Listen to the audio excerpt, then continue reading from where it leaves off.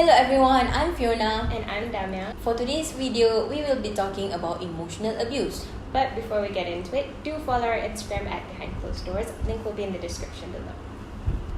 So what is the definition of emotional abuse? Emotional abuse is any harsh or abusive behavior that may incorporate verbal aggression, control, intimidation, and humiliation that frequently unfolds as a pattern of behavior after some time.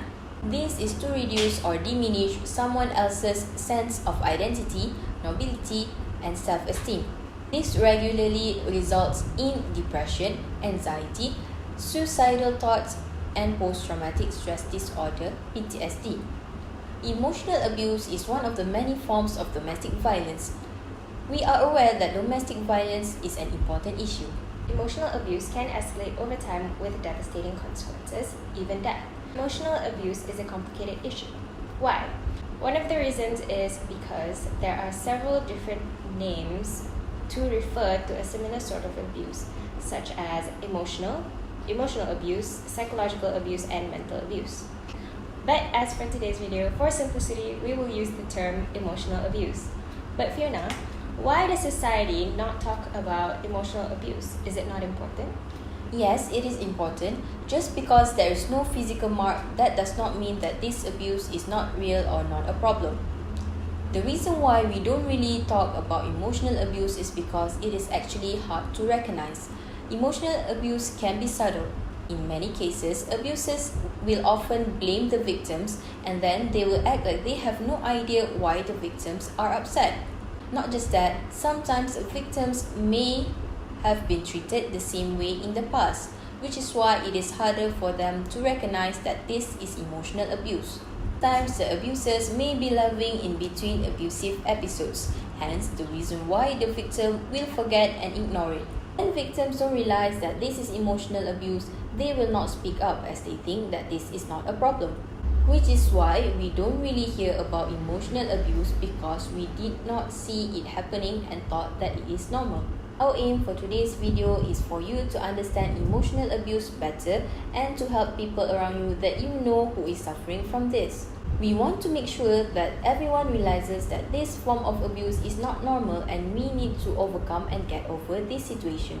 Emotional abuse, just like other types of abuse, will appear in a cycle. In a relationship, this cycle begins when one partner emotionally abuses the other. This is to show strength. The abuser at that point feels guilty, not about what he or she has done, but the consequences of their actions. The abuser then resumes normal behavior as if the abuse never occurred and may actually be extra charming, apologetic, and giving, causing the mishandled party to forget and ignore the abuse. The abusers will then start to fantasize about abusing their partners again. Then they will start to set up a situation which more emotional abuse can happen. One of the signs that you are being emotionally abused by your partner is by being constantly humiliated and criticized. For example, name calling. They will call you stupid, a loser, or sometimes they will call you a useless person. Other than that, yelling is also a form to undermine your self-esteem and to humiliate you. Yelling, screaming, and swearing are meant to intimidate you and make you feel inconsequential. Note that it might be accompanied by fist pounding and throwing things. Next is insulting your appearance. They will make fun of your makeup, they will make fun of your look, and say that your outfit is ugly. Sometimes the abusers will also humiliate you publicly. They pick fights, they expose your secrets, and also make fun of your shortcomings in public. Maybe by also expose your personal issues on social medias. They make it as if you are just them, which is not good. Not just that, belittling your accomplishments and disrespects your interests are also considered as criticizing you. Your partner should always be proud of you. Partners are supposed to be your backbone and the person who motivates you to move forward. They should not tell you that your achievements mean nothing because you worked hard for that. And your hobbies and interests are important. Let me tell you guys one thing. When you work hard for something and you achieve it, you should be proud of it. Do not be sad or disappointed just because your partner says so. We are proud of you. Other than humiliating and criticizing, are there any other forms of emotional abuse? Yes, which is controlling and shaming. Abusers will make you feel like they have the power over you, and they will make you feel ashamed of your imperfections. One of the examples is that your freedom is limited by your partner. They don't allow you to spend time with some people just because they want to be with you all the time. The next is digital spying, which is quite common among us or teenagers these days.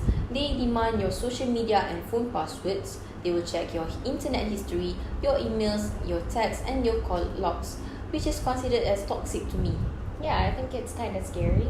Aside from that, monitoring your whereabouts can also abuse you mentally. You guys must be wondering, what about the parents that monitors their children's whereabouts? Are they abusing them?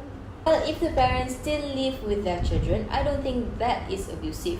It depends on the situation when your significant other wants to know where you are all the time and they want you to respond to their calls or texts immediately.